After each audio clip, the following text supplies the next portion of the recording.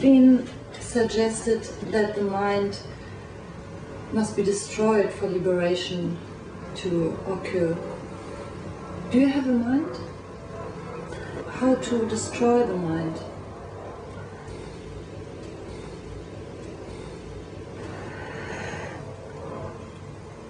Certainly I have a mind. I have a functioning mind, so that when I would want to climb some steps, this mind is arranging my body to be able to climb these steps. If I want to drive a car, this mind allows me to take in the input and to move my body in such a way that I can drive a car. So yes, I have a mind. We can call it a functioning mind. What changes in this moment of clear seeing, this moment of awakening, is that the conditioned mind, the part of the mind that contains all our experience, all our memories, all our structured patterns, all our ideas, this part of the mind simply falls down. It's an instantaneous falling down. It happens from one moment to the next moment. So in one moment, there I am believing that I'm somebody who's talking, somebody who's doing something, and then suddenly in the next moment, this is broken. And along with the breaking down of this attachment to somebody, to me, to an I, everything that's connected with that also falls down.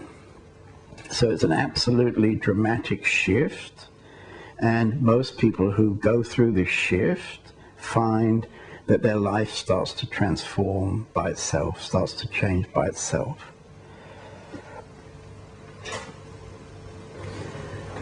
What about the tendencies of the mind?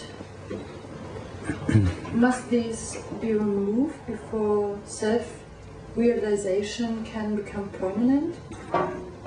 And how to remove the tendencies? So after this moment of awakening, there tends to be an energetic phenomena which grips the organism for some time.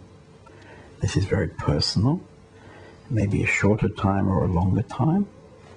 But then after some time, the old tendencies of the mind will tend to re-exert themselves.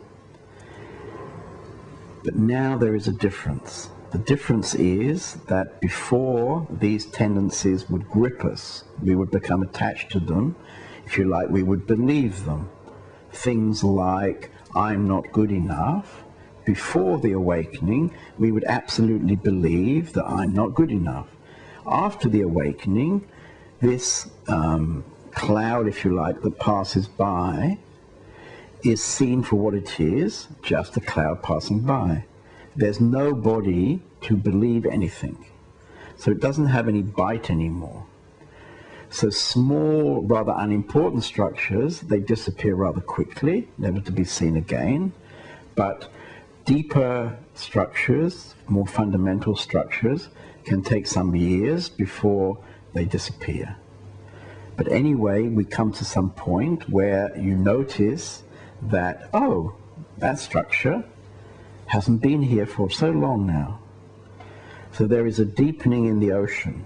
There's a process where we simply fall deeper into this ocean, and as we fall deeper, there are less and less of these old structures appearing. The sky becomes an open sky. Are there any stages of enlightenment? And what are these? And how to attain each stage? I mean, reading traditional spiritual texts, there are suggested different stages of enlightenment. I can't say anything about this. It's not my own personal experience. What I would say is that I see that there is a moment of awakening, and then there is, if you like, a gradual falling into the depths of the ocean. And during this gradual falling into the depths of the ocean, somebody might want to make this into stages. personally, I don't see any stage, and I don't see how you would construct any stage. So I don't see actually personally any value in imagining that there are stages of enlightenment. The thing that's valuable is this moment of realization when you can say there is an awakening. We awaken out of our sleep. We awaken out of our illusionary story about me. And after that, as I've said, there is a kind of gradual clearing of the clouds until we move into the open sky. Seekers often have curious ideas about the enlightened state. Please describe your typical day and how you perceive the world.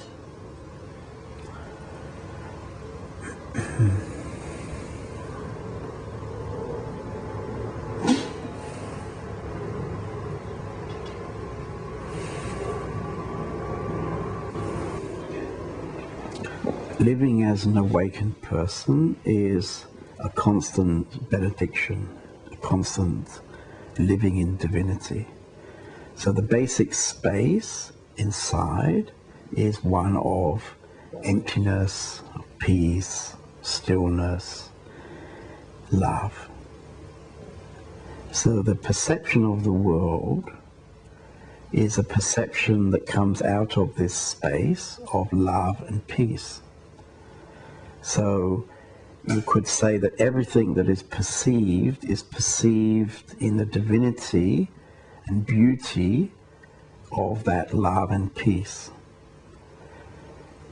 In practice, if there's a tree, the awakened person sees a tree. If there's a motor car, the enlightened person sees a motor car. So the world doesn't disappear into a kind of grey nothing. The awakened person sees and perceives the world not so differently to anybody else. The difference is that this perception of the world is overlaid, if that's the right word, with a kind of film which is a film of peace and love. So in one way the world is the same, and in another way the world is completely different.